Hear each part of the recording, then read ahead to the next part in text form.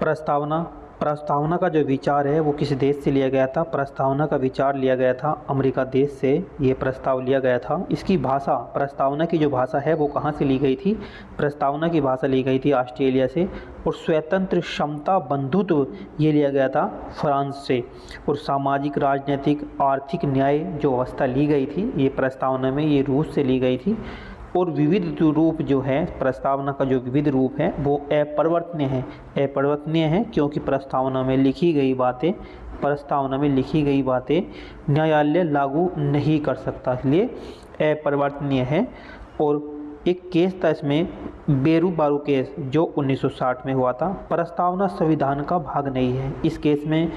इस केस में कहा गया था कि प्रस्तावना संविधान का भाग नहीं है, यह असंशोधनीय है, इसमें कोई संशोधन नहीं किया जा सकता जब प्रस्तावना का भाग नहीं है। उसके बाद केशवानंद भारतीय केस, ये 1973 में हुआ। इसमें कहा कि प्रस्तावना संविधान का भाग है, संशोधनीय है, इसमें संशोधन किया जा सकता है। इसी के आधार पर 1976 में जो 42वां संविधान संशोधन हुआ था 1976, समाजवाद, पंथ निरपेक्ष, अखंडता शब्द इसमें जोड़े गए थे। अब तक एक बार संशोधन किया जा चुका है प्रस्तावना में। प्रस्तावना, संविधान की प्रकृति कैसी है? प्रस्तावना में संविधान की प्रकृति कैसी है? संपूर्ण प्रभुत्व संपन्न समाजवाद, लोकतंत्रात्मक गणराज्य, इसकी जो प्रकृति है संपूर्ण प्रभुत्व संपन्न समाजवाद, लोकतंत्रात्मक गणराज्य। और संविधान की शक्ति का स्रोत क्या है? संविधान की जो शक्ति का स्रोत है वो क्या है? हम भारत के लोग, ये इसकी शक्ति का स्रोत है।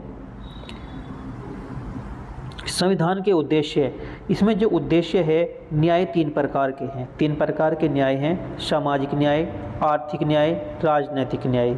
स्वतंत्रता 5 प्रकार की है, विचार की स्वतंत्रता, अभिव्यक्ति की स्वतंत्रता, विश्वास, धर्म, उपासना, ये 5 प्रकार की इसमें स्वतंत्रता है।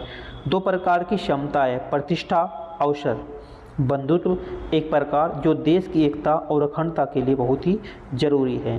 प्रस्तावना, समाजवाद, कैसा समाजवाद होना चाहिए? प्रस्तावना में बताया गया कि गांधी एवं नेहरू की विचारधारा से प्रभावित समाजवाद। लोकतंत्रात्मक समाजवाद, लोकतंत्रात्मक जहां अंतिम शक्ति जनता में निहित हो।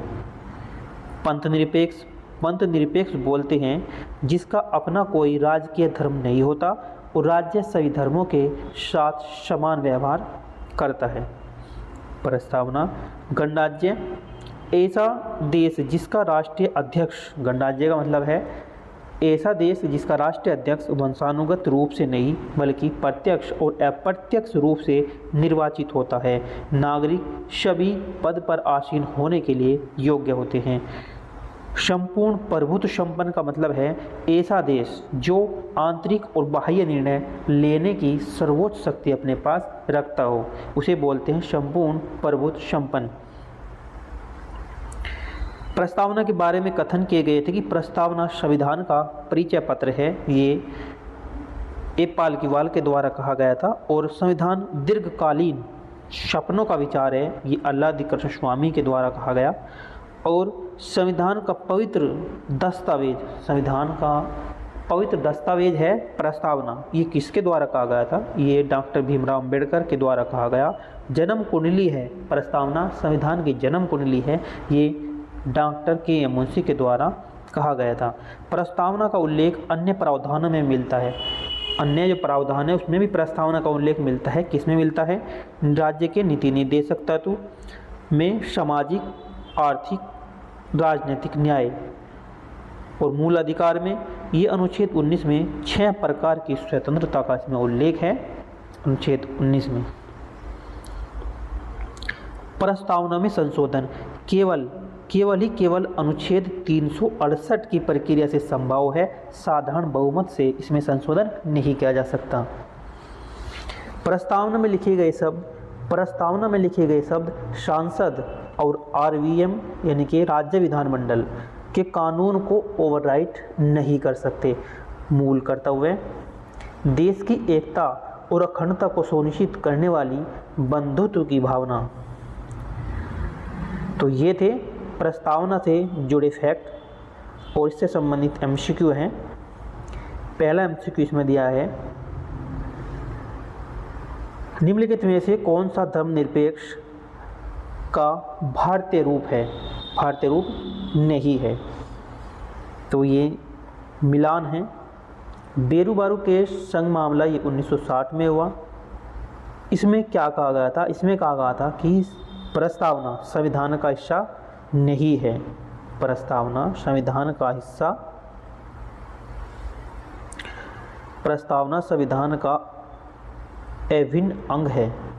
प्रस्तावना संविधान का हिस्सा नहीं है। तो बेरूबारू केस का मतलब यही था, यानी कि ए का बी, ए का बी इसमें भी है, एक में भी, और ए का बी तीसरे में भी है, यानी कि ये तो ऑप्शन ए होगा या फिर ऑप्शन 3 में से होगा। उसके बाद देखते हैं केशवानंद भारतीय मामला, ये 1963-73 में हुआ था। इसमें कहा था कि प्रस्तावना संविधान का एक हिस्सा है। प्रस्तावना संविधान का हिस्सा है, ए, यानी कि तीसरे का ए। इसमें भी है, पहले वाले में भी तीसरे का ए है, इसमें तीसरे का नहीं है। ऑप्शन नंबर इसका ए राइट आंसर है। इस प्रकार से